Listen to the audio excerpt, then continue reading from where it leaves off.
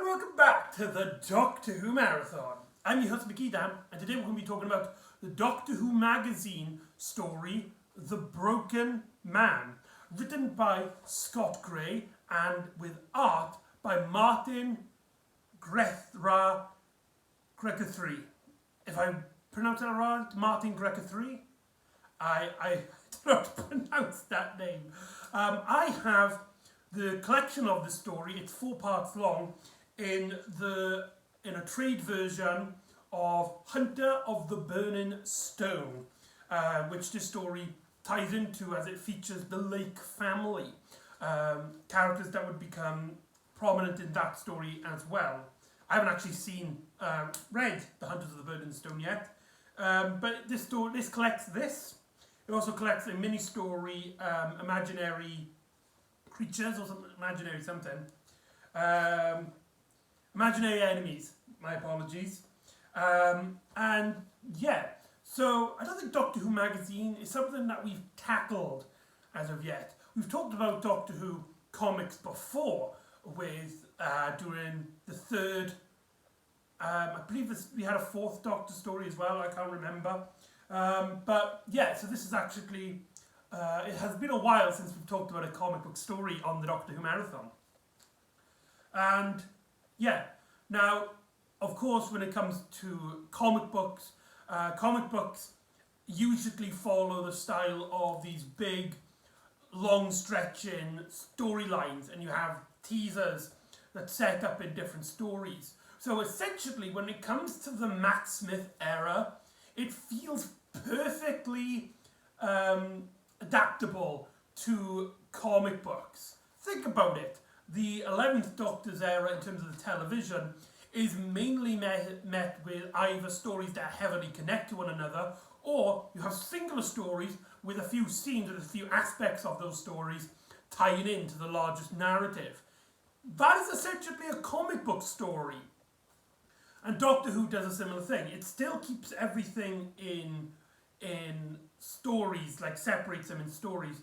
Like here, the Broken Man is one 4-part story, unlike, say, normal comic books, which you have these arcs, but they kind of blend with each other sometimes, and it's more akin to a soap drama. But here, Doctor Who still keeps its story per story aspects, but it heavily does tie in. Luckily, if you get this trade, it says, like previously on the Chain of Olympus, which I presume is the last comic prior to this story, and it basically gives you the details, all the stuff that you need to know. Essentially, at this point in the timeline, the story arc, if you will, is that the Doctor, Amy and Rory keep finding psychic metal, which is giving people enhanced abilities. Whilst this is going on, people keep asking the Doctor a certain question. What burdens a man? And the Doctor has no idea what the hell this means, what the hell this has to connect with anything. I'm presuming that ties into the Hunters of the Burning Stone, as that is the big 50th anniversary story of comic books, of Doctor Who in the comic book range for Doctor Who magazine. So yeah, this, I presume, is setting up the storyline which concludes in the bigger adventure. But yeah, in terms of an actual story, however, it's very interesting because we actually have the story set in, I believe it's pronounced Bruges, which was once the capital of Czechoslovakia. And basically, the story is set in 1989, right at the end that Czechoslovakia was a communist state. And essentially there were protests and stuff, but nobody got hurt. And this time period was known as the Velvet, what's it called? The Velvet Rebellion or something like that, due to the fact that nobody was hurt. Nobody died during this very turmoil event in human history. And it's really strange because at the start of the story, the Doctor points out that this isn't actually a fixed point people, things can change, we can stop this event, and it wouldn't harm the universe as if they did stop a fixed point. One of the biggest parts in Czechoslovakia's history isn't a fixed point. That's a bit strange in my point. But let's talk about the art first of all, because Doctor Who comic books usually have a particular art, especially when the modern era, and they have this kind of blocky, if you can see here, it has a very blocky sort of art style. I don't want to get demonetized for copyright, so I'm going to keep it at a distance. But it has a very simple look to it. And personally, I don't feel like this art style really fits Doctor Who. But the artist, Martin Geraffi, again, sorry, I'm really bad at mispronouncing that name. He does a really decent job at bringing out the action and the, at least showing the facial expression of our characters. I don't think they look like, I think he captures Matt Smith pretty well, if you can see there. I think Rory and Amy, however, they look like any generic people in terms of this story. Like, sometimes I have to remind myself that these are Amy and Rory. It also doesn't help that in this story, Amy and Rory are essentially background characters. They don't have anything interesting to say, to do, or with the plot, with the exception of Amy at one point kissing a character to get out of a situation. And we basically learn that she has a lipstick which can give people hallucinations, and she claims she got it through the letterbox on Mother's Day. So it's heavily implied that River Song gave her mother, Amy Pond, the hallucinogenic lipstick, which we have seen in stories like Flesh and Stone and the Rebel Flesh. So, yeah, the story has two main aspects to it. We see the story of Jackson Lake, this guy who claims to his family that he's just an accountant and he's working at the embassy. However, secretly he's this secret agent who his family do not know of yet. His wife and daughter, they still think he's an accountant, and basically he gets out a lot, and his family don't know, and he keeps that a secret. And essentially, he has been trying to get the attention of a crime syndicate led by Uri, I can't remember his name, Uri something. I can't find his name, that's really bizarre. I'll just call him Uri. And essentially, he's trying to extort information from his gallery because he believes he's up to no good, and basically he's part of the CIA's Most Wanted, FBI's Most Wanted, and so he is basically trying to extort him for something. And basically, when communism fell, he's going to try and put all the blame on him, so that instead of looking like he's a seller, that he's actually a buyer, and this character, Uri, will have no place to go. However, Uri has other plans. He has this massive bodyguard named Joseph, who seems to be completely under Uri's power, and he seems to be super strong, super fast. We then get introduced to Amy, Rory, and the Doctor, to which they renounce their improve. The Doctor doesn't actually know what the time is until he sees a massive tank, and these guards basically shouting to stop all gatherings, no protests are allowed here.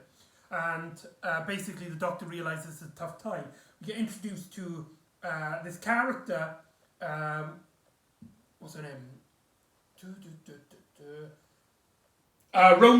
Rona Kaufman, who's this, she's a daughter of a rabbi, and she basically, because the Doctor, Rory, the Doctor essentially stops the security from getting her because she's trying to get democracy into the country, sending out democratic propaganda around the city. And so she basically takes the doctor and his friends into care in the local synagogue run by her father, the rabbi. And he actually has interactions with Uri, and essentially Uri, he's looking after a great source of power, the Sorrows of Pruge, which is this book which seemingly grants something we actually don't know yet. From all our characters know at this point, it's just a normal book. And so, yeah, I'm not going to just go into detail. That's essentially the setup. Later on, the Doctor meets Jackson Lake. I love this shot here where the Doctor tries to prove to the agency that he is the Doctor. So he makes them call up Britain intelligence to look up a file, and essentially he finds a photo of himself with Winston Churchill. He does the exact same pose. I love that moment. I'm not going to go into too much. I'm not going to just go detail by detail. So let's talk about the new characters. Jackson Lake. Is his name Jackson Lake? Now that I'm thinking about it, Jackson Lake is the name of the Patrick Lake. Sorry, Patrick Lake. Jackson Lake is from the next Doctor. That's embarrassing. So Patrick Lake is probably the heart of the story. He's essentially, apart from essentially the Doctor, he is the main character. He keeps his identity away even from his family, and that gets him into a lot of trouble as Uri essentially discovers that he is a British spy, and so he captures his family to try and get information on this book. And essentially he wants the book back, and Uri basically blackmails him into getting him the book, to which Patrick agrees. And you really do feel bad for him, because the story does help set up his relationship with his family quite early on. And you see there's a lot of scenes in which the Doctor and Patrick debate about the topic of keeping your identity. The Doctor asks Patrick at one point, do you feel bad for lying to your family? To which Patrick is just no, whatever horrible it is, it keeps them safe. It keeps them away from my world. It keeps them guarded. It keeps them protected. There's also a fantastic chase scene in this story where the Doctor is being chased by Joseph, and he's trying to work out what he is. He quickly suts out that he's some sort of robot. So he tries to use a sonic screwdriver. However, that clearly doesn't work. But it's strange because we see the visuals of our character. We see his point of view, and his imagery is clearly cleared. So seemingly he is a robot or a robot-like entity, which is setting up as this as a twist, which I believe is the cliffhanger for part 4. Part 3, no, it would be part 3. And yeah, so Patrick Lake is a very interesting character. Uri, the main villain of the story, let me just put this on the floor for a sec. Uri, the main villain, I thought was incredibly dull. He just comes into scenes, he asks all threatening, he's this really cliched sort of villain, but there's nothing really there meat-wise. He has a really cool henchman, and he's after this book, he's really determined to get this book. That's all really I can say about him. He's corny, but he's not corny enough to be memorable. He's determined, and he's one-headed, but he's not determined enough, or at least the story doesn't show him determined enough. But that is an interesting aspect of him. We don't see anything about his life, so he's not an interesting character as just characters go. There's just not really much to talk about Uri, which is a shame, because he gets a lot of scenes. There's a lot of moments with him. There is a great scene with him though, where essentially they're at a party, and the Doctor and Amy go to the party to try and find Rory and Rhonda, the rabbi's daughter, and the Doctor comes up with this brilliant plan because Uri doesn't want all of his friends at the time, who are all of these like ambassadors, all of these people who he's befriended. He doesn't want any of them to know about his secret organisation, or so the Doctor believes. So the Doctor comes up with a plan to just like announcing to all of the commanders, all of the ambassadors, everybody there, that Uri is keeping 2 people prisoner in the basement. And the Doctor thinks he's caught them out. However, Uri just goes, "Yes, I do. Do you want to see them?" And he takes them to the basement. I do really like that scene, but apart from that, nothing like that really interesting comes of him in terms of the character. But we essentially learn 2 main things about, not really him, but the things he's around him. One, Joseph is actually a golem. For those of you who don't know, the golem is part of Jewish mythology, usually shown as a creature that he has no essentially any thought to himself usually, and he just goes around defending essentially the Jewish faith, taking down anybody with brute force who doesn't go to Jewish mythology, but basically harms people of the Jewish faith. So essentially he's like the great protector in some sense. And here they've adapted this to the Doctor Who mythos. I'm not too well versed in Jewish mythology, so I can't really talk about if the golem is accurate, if his backstory to the story is accurate to the actual mythology to the Jewish faith. But all I can speak about is this story. And essentially, the Doctor realises that Uri found this basement where he finds all of this information, and he finds the golem, and because of a genetic sort of transfer of sorts, the golem sees through Uri, and it has the ability to essentially sense truth, and anybody who lies, it'll try and take down. They essentially change it from the Jewish faith to truth or lies. So it's a lot less segmented to the Jewish religion. Although, of course, you have the rabbi and you have the synagogue being a big part of the story. So, yeah, and the Doctor works this out, and he basically understands that Uri, from his point of view, he thinks he's doing the absolute right thing. He's trying to keep communism essentially in power. But not only that, he wants to basically, he wants to rule the world, essentially. And he's using this character, Joseph, to basically get his demands right. And the Doctor distracts him by telling lies. I like the one where he's like, "I'm taller than the Eiffel Tower." At this point in the story, Uri has actually found Patrick's family and have captured them hostage, with them not really realising what's going on. With Patrick going completely berserk, and he's using and takes the book and gives it to Uri in exchange for his family. But Uri turns out not to be the main person in focus. He's not the main villain of sorts. As we get introduced to, I can't remember what they're called, but they're like these flat planes of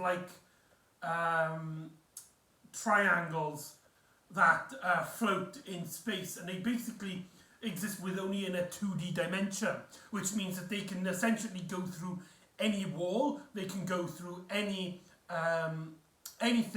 so you can't really hide from them. They're a bit slow and they can get really confusing towards 3D space. So in terms of outrunning them, they're not that hard. However, trying to defeat them is another question.